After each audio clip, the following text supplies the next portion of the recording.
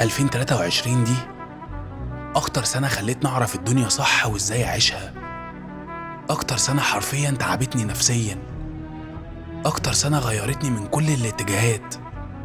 اتعلمت الصح من الغلط وإزاي أختار الحاجة اللي تفيدني قدام، وأعرف ناس تقدم مش تأخر.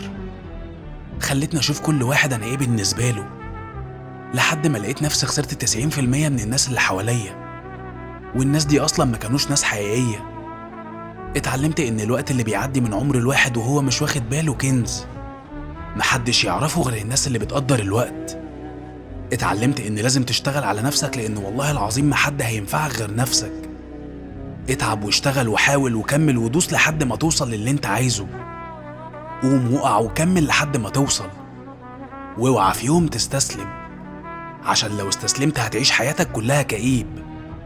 هتنسى نفسك وعمرك ما هتلاقي نفسك. السنة دي من أكتر السنين اللي اتعلمت فيها حاجات كتير، وكل يوم بنتعلم، ولحد ما نموت هنفضل برضو نتعلم.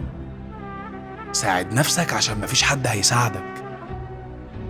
ساعد نفسك عشان مفيش حد هيساعدك.